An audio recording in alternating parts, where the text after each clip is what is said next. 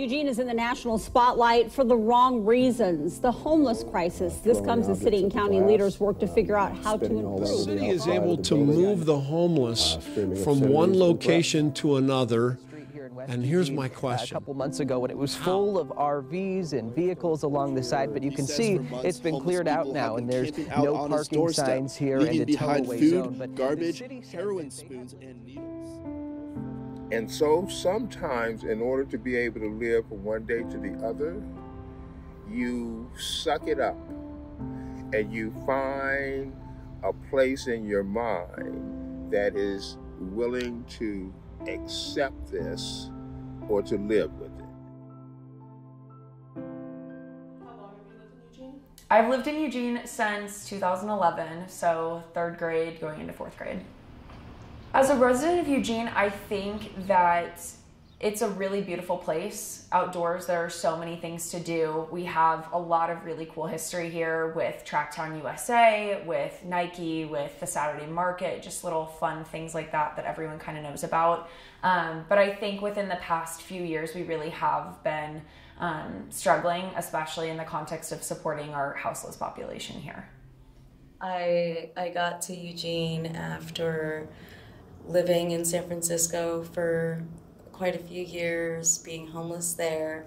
I was struggling with a lot of things in that city, and they had a program where they would send you to other parts of the country on a bus, and I, for whatever reason, chose Eugene. And yeah, at first I was still very much a heroin addict, and was living on the streets for probably about, I think, 2 years, and eventually managed to get on the methadone program,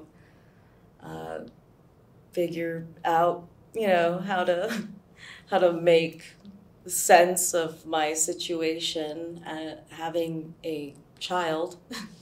I think honestly, having my daughter has been the biggest, influence on me, doing something more productive with my life. I think that at this point, just given with who I've talked to in the context of the issue of the houseless population here, I think there's a lot more that we could be doing to supporting these individuals. But I also think that a lot of people would share my sentiment in that because of that lack of support, we're kind of allowing individuals to die, so to speak, on our streets, which is just really, really sad. And yeah, it's just a really challenging situation right now. A lot of it is just going to have to be done with cooperation, while at the same time looking at people as individuals and addressing those issues and knowing what's at stake, because truly it's your life, it's your future, being treated like a human being.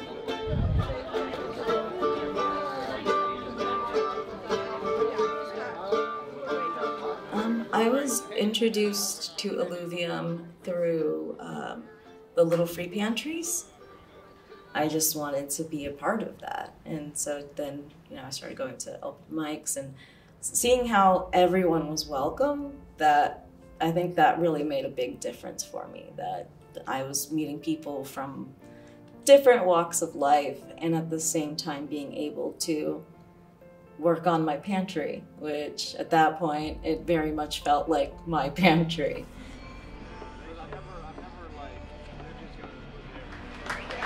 I want to give a big round of applause to Rosie. Rosie spent like 30 hours this week making food for our free pantry and making food for all the free pantries in the whole city. Hi, I'm Dr. Eli Varenas. I'm a physician at the Veterans Hospital, an associate professor at the University of Washington, and I work here as the steward of Alluvium.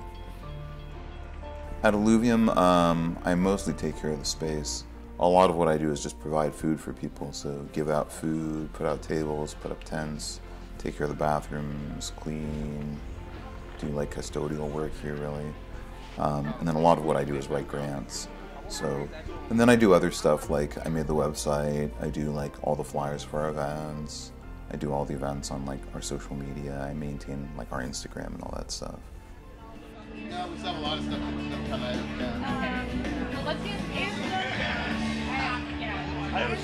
Let's move the tent this way, and then I'll get 3 volunteers to just move the kids' stuff inside. I think it's the best thing to do. It's going to be so hot later. Okay, all right, we're ready.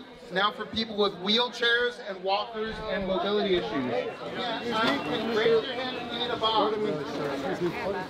Why did I start Illuvium? Because I don't have any expertise in this field. I'm a medical physicist, so I do radiology, so I'm very much in a different field of work, professionally and career-wise. And then I got diagnosed with leukemia, and I was told that I was going to die from it. You know, it was terminal leukemia, and I very nearly did die from it. And then I got better. I kind of convalesced and I healed. And then after I healed, and I realized I had sort of a second chance at life, I think one of the things I wanted to do is do something that was really meaningful. And I'm not sure that I've defined well what the answer is to that, or what the criteria are for that. Like, how do you decide what's meaningful and what's just kind of a waste of your time? And I don't think I know the answer to that. So this is kind of as close as I can get to an answer that's as sincere and, you know, thorough as I can do.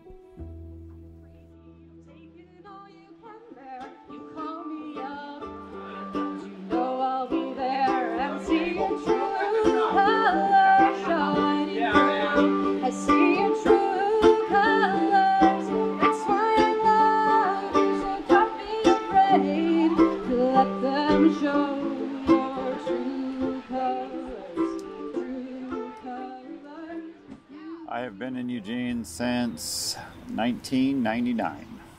Yeah. And it is 2023. So more than half my life.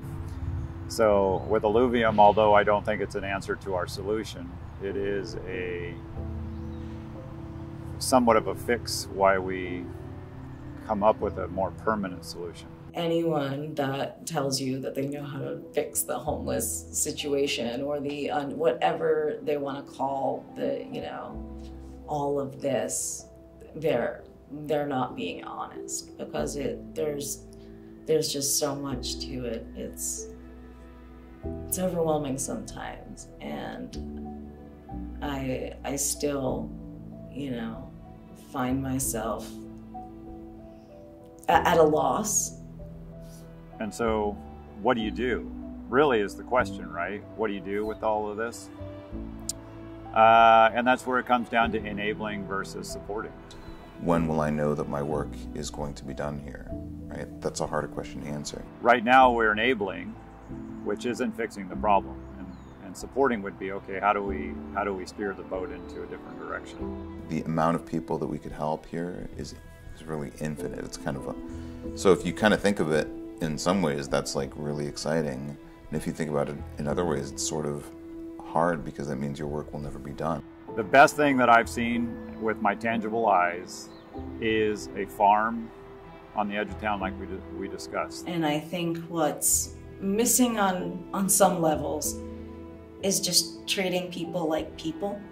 Some of them it's, what do you do? Because I don't know the answer to some of it. There's a variety, and that's where it takes the community to really come and put their knowledge into, or their expertise into it. So.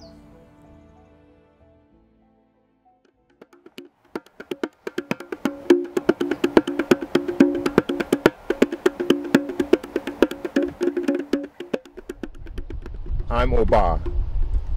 That is what I'm called.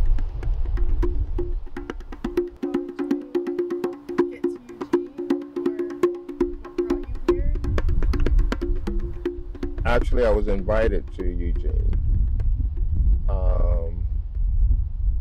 for some healing. And that's why I'm here.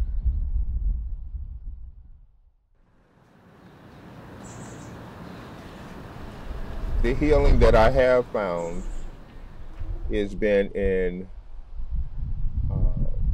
out here in nature and that river.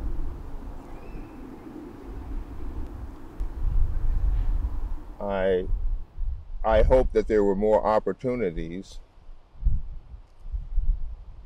but I've yet to find those. You could go anywhere where people are unhoused and talk to them as individuals, and each situation varies from person to person. And I think that that's one of the things that needs to be addressed. Is these are also like, yes, there's a bigger issue, but it's also a personal issue at the same time. And that's a good place to find yourself in a situation where you can explore deeper elements of life. Absolutely. This is like the best sing-along. This is it. This fits source. I get a lot of my energy and healing from the heartbeat of nature, that comes from the trees, the wind, sound of the drums. I've been drumming all my life. And then like Saturday. There is a number of homeless or unhoused individuals that don't get the opportunity to enjoy the things that are oftentimes offered to the housed community. And it's a horrible feeling to have to be walking down the street and people just ignore you, or will clutch their purses or their backpacks, or mostly though it's the ignoring that would really upset me. Now, I would certainly applaud a number of these organizations for certain things that they do, but I just think that oftentimes it's either not enough, or that it's done with the intentions of edifying themselves or their organization, and not necessarily the people. So when I wake up Sunday and do the free market, I kind of tell myself, we're going to feed some people, but we're not going to give them everything they need, and we're not going to give them enough, and we're going to humanize their journey a little bit, but we're not going to do nearly enough, and we're not going to do nearly what they deserve. But it's still good work that we're doing. This isn't projecting the problem out onto, like, if you got a good job and a good life right now, it is finding agencies that you really believe that are changing things in the right way, and you can help with fundage. You can also help with just your energy of going out and volunteering and helping. And for me, what I personally focus on is making sure that people don't have to worry about being hungry. They don't have to worry about where they're going to find food.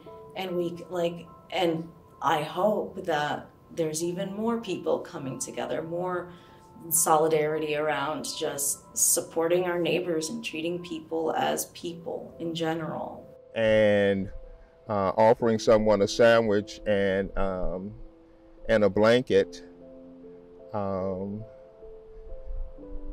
sometimes doesn't, satisfy or nurture or heal a lot of the issues that people have here.